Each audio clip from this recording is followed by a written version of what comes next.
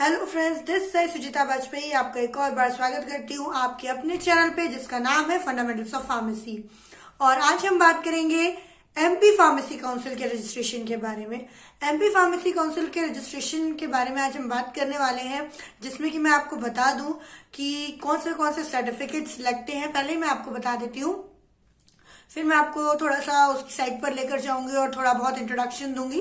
उसमें भी मैं आपको थोड़ी बहुत जानकारी दे दूंगी साथ ही साथ में। पर अभी पहले मैं आपको बताना चाहती हूँ कि कौन से सर्टिफिकेट्स जो है वो लगते हैं। आपका 10th 12th, स्पेशली आपका आधार कार्ड एकदम सही होना चाहिए। वो इसलिए क्योंकि ये पहले मध्य प्रदेश फार्मेसी काउंसिल में जो है आधार कार्ड से वेरिफिकेशन होता है आपका। साथ ही साथ आप मोबाइल नंबर का भी बहुत ध्यान रखिए कि जो आप मोबाइल नंबर फीड करेंगे वो बिल्कुल सही करेंगे, ताकि ये आगे तक के आपका चलता रहता है। इसी पे आपका ओटीपी जनरेट होता है। फिर आधार में भी आपका यही मोबाइल नंबर होना चाहिए, तो आपको इजी होगा। साथ ही साथ आधार में जो डिटेल्स है आपके आधार कार्ड में, वही आपके सर्टिफिकेशन में भी डिटेल्स होनी चाहिए। अगर नहीं है, स्पेशली गर्ल्स, तो आप पहले अपना आधार ठीक करवाइए और उसके बाद ही एमपी फार्मेसी काउंसिल में रजिस्ट्रेशन करवाइए। मोस्टली गर्ल्स के लिए इसलिए बोल रही हूँ क्योंकि आफ्टर मैरिज उनको थोड़ी सी दिक्कत होती है। वो आधार कार्ड बनवा लेती हैं हस्बैंड के नाम से, उसमें ना मदर का नाम होता है ना फादर का नाम होता है, और उनके लिए बहुत बड़ी ये जो है वो दिक्कत हो जाती है।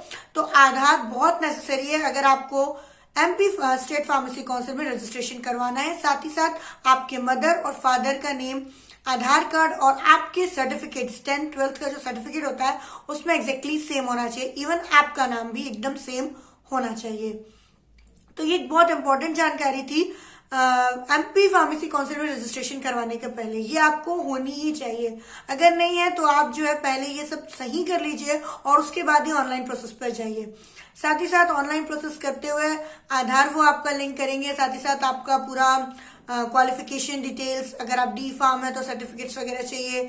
साथ ही साथ फोटोग्राफ चाहिए जेपीजी में, सिग्नेचर चाहिए जेपीजी फॉर्मेट में, और जो भी आपके डॉक्यूमेंट्स हैं वो 500 KB से ऊपर नहीं होना चाहिए पीडीएफ फॉर्मेट में। अदरवाइज एमपी फार्मेसी काउंसिल उसे अपलोड नहीं करता है।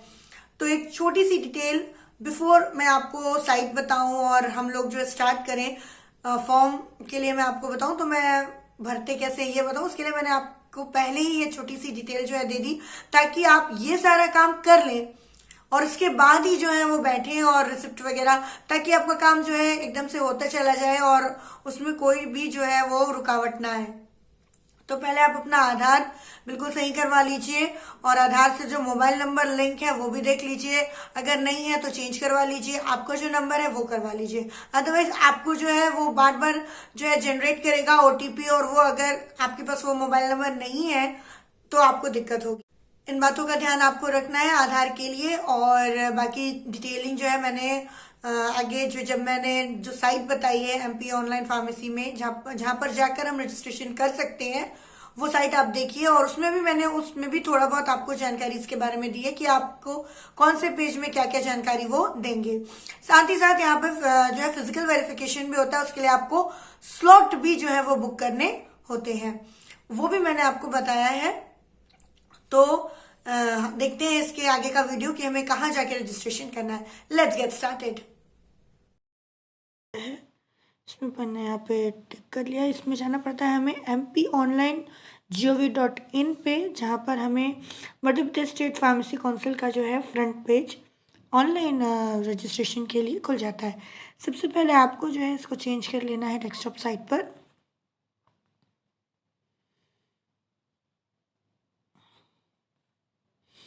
ये खुल गई हमारी डेस्कटॉप साइट और ये आपको लिखा है प्रोफाइल क्रिएशन, फर्स्ट पेज पे आपको दबा देना है। ठीक है, तो आपका ये जो है ये ऐसा पेज खुलकर आ जाएगा और आपको यहाँ पर एप्लीकेंट, ऑथोराइज, आपका नाम, आपके फादर का नाम, आपकी मदर का नाम जो है वो डालना है और कैप्चा डाल के वेरीफाई कर लेना है अपना मोबाइल नंबर। ध्यान रखिए मोबाइल नंबर आपको वही डालना है जो कि आप पर्सनली यूज़ कर रहे हैं और आगे तक की यूज़ करते रहेंगे। ऐसा मोबाइल नंबर आप डालें। क्यों? क्योंकि अगर आप मोबाइल नंबर बार बार चेंज करते हैं तो आपको जो है बहुत ज़्यादा रजिस्ट्रेशन प्रोसेस में दिक्कत आने वाली है।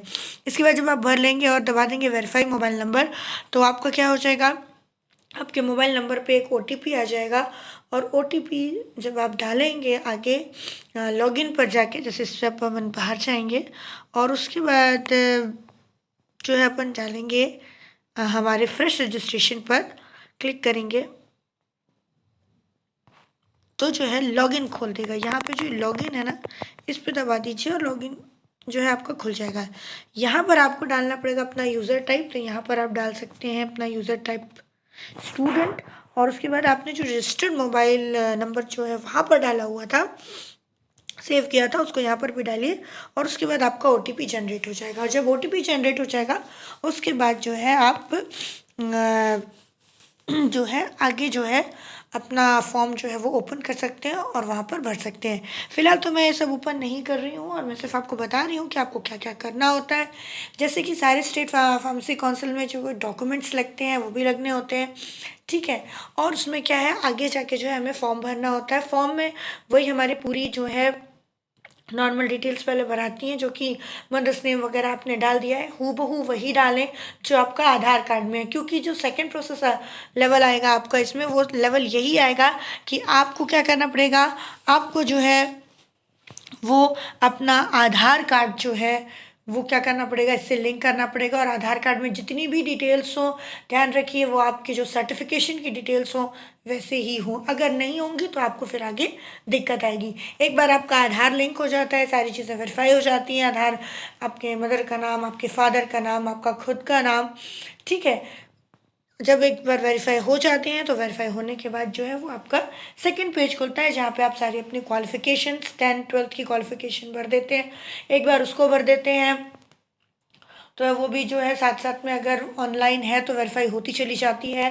अपना अगर आप D फार्म से करा रहे हैं तो D फार्म, अगर M फार्म से करा रहे हैं तो M फार्म आप वहाँ भर सकते हैं, ठीक है। और साथ ही साथ में जो है यहाँ पर बहुत सारी चीज़ें आप इस साइड से कर सकते हैं। आप अपना रजिस्ट्रेशन एडिट कर सकते हैं, एडिट डुप्लीकेट रिसिप्ट निकाल सकते हैं, फिर जो क्लैरिफिकेशन है आपने एडिट किया रजिस्ट्रेशन का वो दे सकते हैं, फ्रेश रजिस्ट्रेशन करा सकते हैं, रिन्यूअल भी करा सकते हैं, डुप्लीकेट रजिस्ट्रेशन भी यहाँ पर आप जो है वो करेंगे। और ये सब किसकी हेल्प से होगा, बिल्कुल ठीक, आप अपना मोबाइल नंबर और आपका लॉगिन जो ID है और आपका जो मोबाइल नंबर है वो बहुत इंपॉर्टेंट है, तो उसको आपको हमेशा याद रखना है, ठीक है। उसके बाद आप यहाँ पे फार्मेसी की सेमिनार जो PCI जनरली जो है वो कैरी करता है, करवाता है, वो भी आप यहाँ से रजिस्टर हो सकते हैं।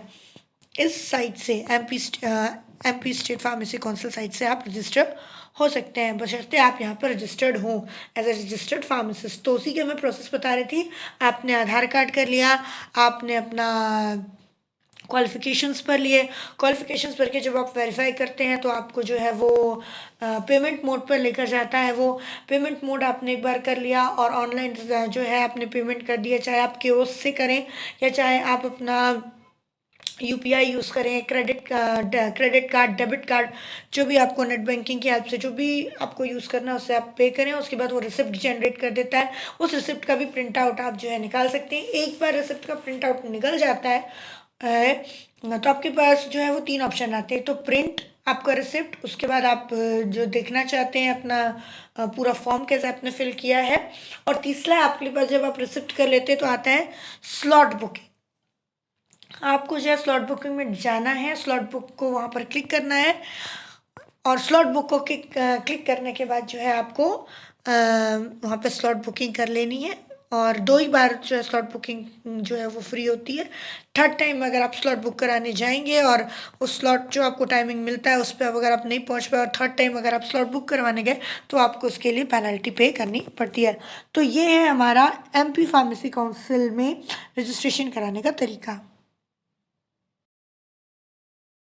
होप आपको पूरी प्रोसीजर समझ में आ गया होगा। MP फार्मेसी स्टेट के ऑनलाइन प्रोसीजर रजिस्ट्रेशन कराने के लिए, न्यू रजिस्ट्रेशन, डुप्लीकेशन भी उसी साइट से होता है, रिन्यूअल भी उसी साइट से होता है। और एक बार जो आपने मोबाइल नंबर दिया और फिर उसी पे जो है आपके OTP वगैरह आएंगे, इसलिए बिल्कुल बिवेयर रहिए और बिल्कुल सही मोबाइल नंबर वहां भेजिए। और साथ ही साथ आप जो जानकारी डाल रहे हैं वो बिल्कुल वैलिड रहिए, वैलिड रखिए जो भी आप डाल रहे हैं। तो होप आपको ये वीडियो अच्छा लगा है, और अगर आपको ये वीडियो अच्छा लगा है तो प्लीज लाइक, शेयर और सब्सक्राइब करना ना भूलें। चैनल का नाम है fundamentals of pharmacy. Thank you for watching.